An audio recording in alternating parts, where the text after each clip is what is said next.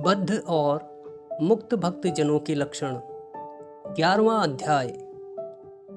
श्री कृष्ण ने कहा, प्यारे उद्धव, आत्मा बद्ध है या मुक्त है, इस प्रकार की व्याख्या या व्यवहार मेरे अधीन रहने वाले सत्वादि गुणों की उपाधि से ही होता है, वस्तुतः तत्व दृष्टि से नहीं। सभी गुण माया मूलक हैं, इंद्रजाल हैं, जादू के खेल के समान हैं। इसलिए न मेरा मोक्ष है न तो मेरा बंधन ही है। जैसे स्वप्न बुद्धि का विवर्त है, उसमें बिना हुए ही भासता है, मिथ्या है, वैसे ही शोक, मोह, सुख, दुख, शरीर की उत्पत्ति और मृत्यु, यह सब संसार का बखेड़ा माना गया है, अर्थात अविद्या के प्रतीत होने पर भी वास्तविक नहीं है। उद्धव, शरीरधारियों को मुक्ति का अनुभव कराने वाली आत्मविद्या और बंधन का अनुभव कराने वाली अविद्या, ये दोनों ही मेरी अनादि शक्तियां हैं। मेरी माया से ही इनकी रचना हुई है, इनका कोई वास्तविक अस्तित्व नहीं है। भाई, तुम तो स्वयं बड़े विद्वान हो, विचार करो। जीव तो एक ही है, वह व्यवहार के लिए ही मेरे अंश रूप में कल्पित हुआ है, वस्तुतः मेरा स्वरूप ही है। आत्मज्ञान से संपन्न होने पर उसे मुक्त कहते हैं और आत्मा का ज्ञान न होने से बद्ध। यह अज्ञान अनादि होने से बंधन भी अनादि कहलाता है। इस प्रकार मुझ एक में ही धर्मों में रहने पर जो शोक और आनंद रूप विरुद्ध धर्म वाले जान पड़ते हैं, उन बद्ध और मुक्त जीव का भेद मैं बतलाता हूँ। जीव और ईश्वर बद्ध और मुक्त भेद से भिन्न भिन्न होने पर भी एक ही शरीर में नियंता और नियंत्रित के रूप में स्थित हैं। ऐसा समझो कि एक शरीर वृक्ष है, इसमें हृदय का घोंसला बनाकर जीव और ईश्वर नाम के दो पक्षी रहते हैं। वे दोनों चेतन होने के कारण समान हैं और कभी न बिछुड़ने के कारण सखा है। इनके निवास करने का कारण केवल लीला ही है। इतनी समानता होने पर भी जीव तो शरीर रूपी वृक्ष के फल का सुख और दुख आदि भोगता है, परंतु ईश्वर उन्हें न भोगकर कर्म फल, सुख दुख आदि से असंग और उनका साक्षी मात्र रहता है। अभोक्ता होने पर भी ईश्वर की यह विलक्षणता है कि वह ज्ञान, ऐश्वर्य, आनंद और सामर्थ्य आदि में भोक्ता जीव से बढ़कर है।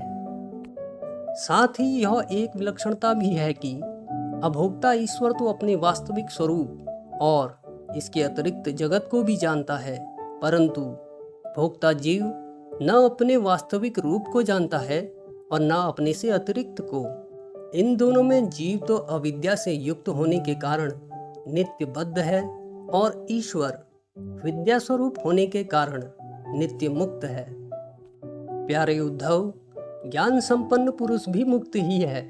जैसे स्वप्न टूट जाने पर जगा हुआ पुरुष स्वप्न के स्मर्यमाण शरीर से कोई संबंध नहीं रखता, वैसे ही ज्ञानी पुरुष सूक्ष्म और स्थूल शरीर में रहने पर भी उनसे किसी प्रकार का संबंध नहीं रखता। परंतु अज्ञानी पुरुष वास्तव में शरीर से कोई संबंध न रखने पर भी अज्ञान के कारण शरीर में ही स्थित रहता है। जैसे स्वप्न देखने वाला पुरुष स्वप्न देखते समय स्वप्न में बंधे शरीर में बच जाता है।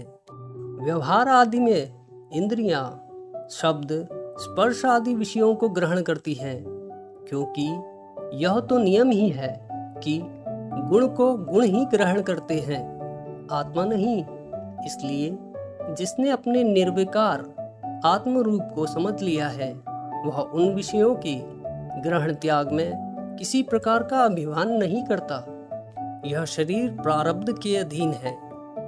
इससे शारीरिक और मानसिक जितने भी कर्म होते हैं, सब गुणों की प्रेरणा से ही होते हैं। अज्ञानी पुरुष झूठ मूठ अपने को उन ग्रहण त्याग आदि कर्मों का कर्ता मान बैठता है और इस अभिमान के कारण वह बंध जाता है।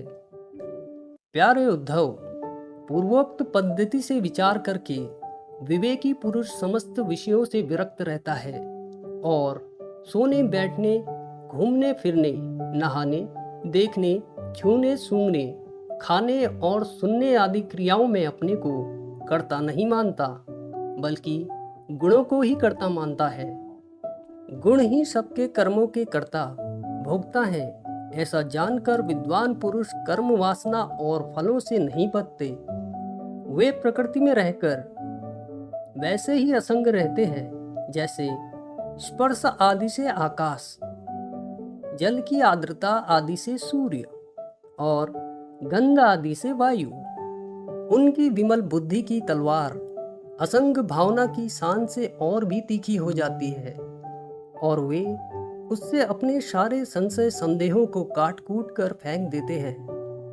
जैसे कोई स्वप्न से जागा उठा हो, उसी प्रकार वे इस भेद बुद्धि के भ्रम से मुक्त हो जाते हैं। जिनके प्राण, इंद्रिय, मन और बुद्धि की समस्त चेष्टाएं बिना संकल्प के होती हैं, वे देह में स्थित होकर भी उसके गुणों से मुक्त हैं। उन तत्व मुक्त पुरुषों के शरीर को चाहे हिंसक लोग बड़ी पीड़ा पहुंचाएं और चाहे कभी कोई देव योग से पूजा करने लगे, वे न तो किसी के सताने से दुखी होते हैं और न पूजा करने से सुखी।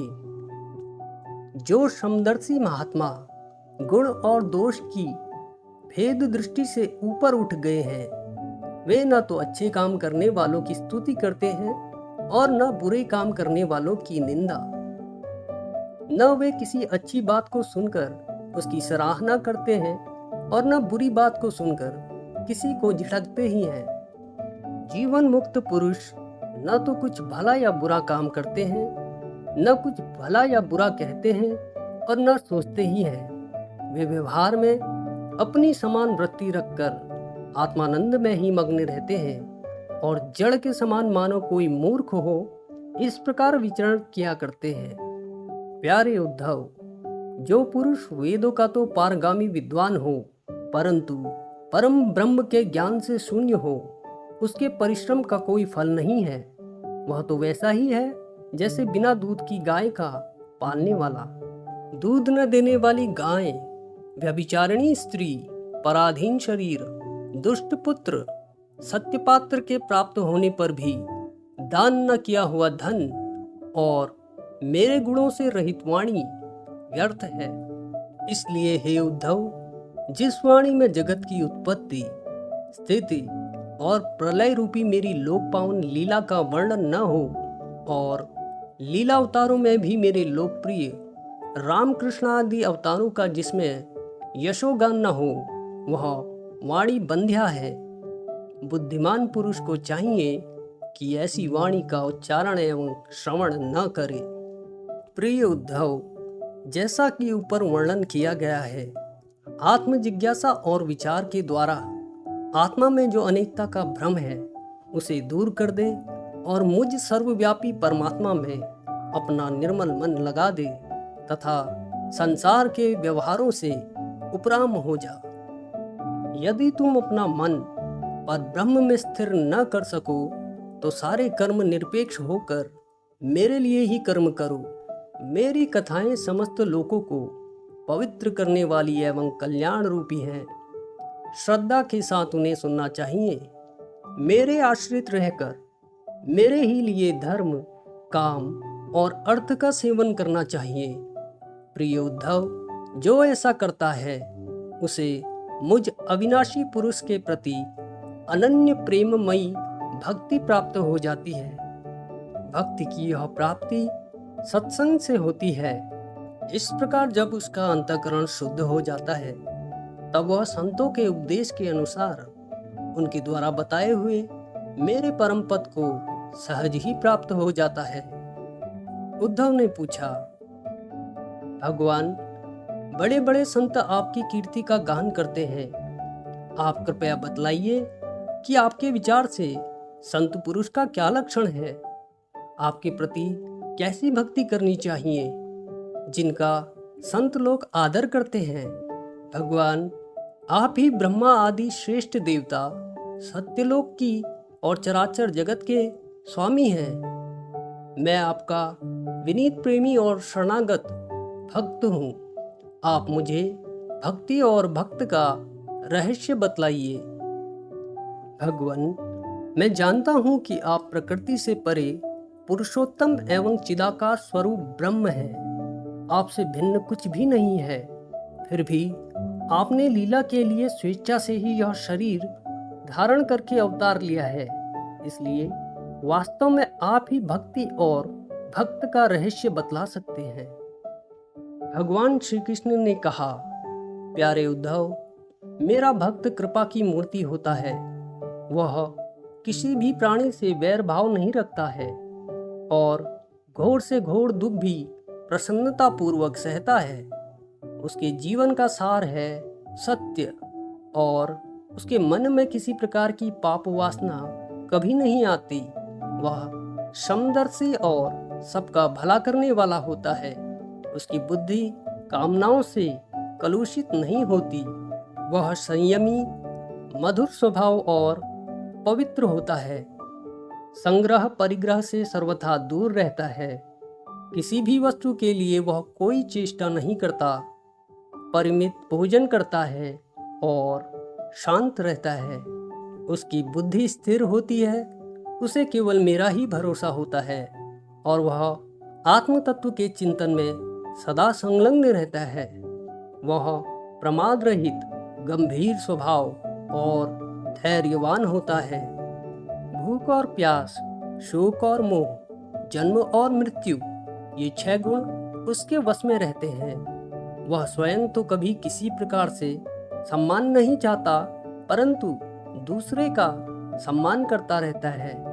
मेरे संबंधों की बातें दूसरों को समझाने में बड़ा निपुण होता है और सभी के साथ मित्रता का व्यवहार करता है। उसके हृदय में करुणा भरी होती है। मेरे तत्व का उसे यथार्थ ज्ञान होता है। प्रिय उद्धव, मैंने वेदों और शास्त्रों आदि के रूप में मनुष्यों के धर्म का उपदेश किया है। उनके पालन से अंतःकरण शुद्धि आदि गुण और उल्लासंग से नरकादि दुख प्राप्त होते हैं। परंतु मेरा जो भक्त उन्हें भी अपने ध्यान आदि में विक्षेप समझकर त्याग देता है और केवल मेरे ही भजन में लगा रहता है, वह परम संत है। मैं कौन हूँ, कितना बड़ा हूँ, कैसा हूँ, इन बातों को जाने चाहे ना जाने, किंतु जो अनन्य भाव से मेरा भजन करते हैं वे मेरे विचार से मेरे परम भक्त हैं। प्यारे उद्धव, मेरी मूर्ति और मेरे भक्तजनों का दर्शन, स्पर्श, पूजा, सेवा, स्तुति और प्रणाम करके तथा मेरे गुण और कर्मों का कीर्तन करे। उद्धव, मेरी कथा सुनने में श्रद्धा रखे और निरंतर मेरा ध्यान करता रहे। जो कुछ मिले वह मुझे समर्पित कर दे और दास्य भाव से मुझे आत्मनिवेदन करे। मेरे दिव्य जन्म और कर्मों की चर्चा करे। जन्माष्टमी, रामनवमी आदि पर्वों पर आनंद मनाए और संगीत, नृत्य, बाजे और समाजों द्वारा मेरे मंदिर में उत्सव करवाए।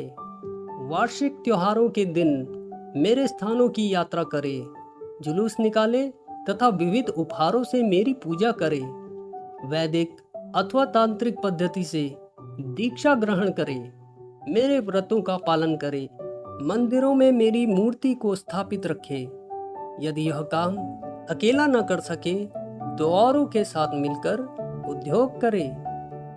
मेरे लिए पुष्पवाटिका, बगीचे, क्रीड़ा के स्थान आदि मंदिर में बनवाए।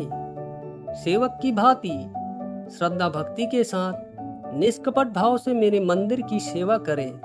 अभिमान न करे, दंभ न करे, साथ ही अपने शुभ कर्मों का ढिढोरा भी न पीटे। प्रिय उद्धव, मेरे चढ़ावे की अपने काम में लगाने की तो दूर की बात रही, मुझे समर्पित दीपक के प्रकाश से भी अपना काम न ले। किसी दूसरे देवता को चढ़ाई हुई वस्तु मुझे न चढ़ावे।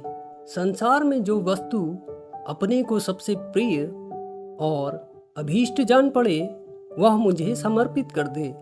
ऐसा करने से वह वस्तु अनंत फल देने वाली हो जाती है। भद्र, सूर्य, अग्नि, ब्राह्मण, गौ, वैष्णव, आकाश, वायु, जल, पृथ्वी, आत्मा और समस्त प्राणी, यह सब मेरी पूजा के स्थान हैं। प्यारे उद्धव, ऋग्वेद, यजुर्वेद और सामवेद के मंत्रों द्वारा सूर्य में मेरी पूजा करनी चाहिए। हवन के द्वारा अग्नि में, आतिथ्य द्वारा श्रेष्ठ ब्राह्मणों में और हरी हरी घास आदि के द्वारा गौ में मेरी पूजा करे। भाई बंधु के समान सत्कार के द्वारा वैष्णव में निरंतर ध्यान में लगे रहने से, हृदय आकाश में मुख्य प्राण समझने से वायु में और जल पुष्प आदि सामग्रियों द्वारा जल में मेरी आराधना की जाती है। गुप्त मंत्रों द्वारा न्यास करके मेरी मिट्टी की वेदी में उपयुक्त भोगों द्वारा आत्मा में और समदृष्टि द्वारा संपूर्ण प्राणियों में मेरी आराधना करनी चाहिए, क्योंकि मैं सभी में क्षेत्रज्ञ आत्मा के रूप में स्थित हूँ। इन सभी स्थानों में शंख, चक्र, गदा, पद्म धारण किए 4 भुजाओं वाले शांत मूर्ति भगवान विराजमान हैं। ऐसा ध्यान करते हुए एकाग्रता के साथ मेरी पूजा करनी चाहिए। इस प्रकार जो मनुष्य एकाग्र चित्त से यज्ञ आदि इष्ट और कुआं बावली बनवाना आदि पूर्त कर्मों के द्वारा मेरी पूजा करता है, उसे मेरी श्रेष्ठ भक्ति प्राप्त होती है तथा संत पुरुषों की सेवा करने से मेरे स्वरूप का भी ज्ञान हो जाता है। प्यारे उद्धव, मेरा ऐसा निश्चय है कि सत्संग और भक्ति योग, इन दोनों साधनों का एक साथ ही अनुष्ठान करते रहना चाहिए। प्रायः इन दोनों के अतिरिक्त संसार सागर से पार होने का कोई और उपाय नहीं है, क्योंकि संत पुरुष मुझे अपना आश्रय मानते हैं और मैं सदा सर्वदा उनके पास बना रहता हूँ।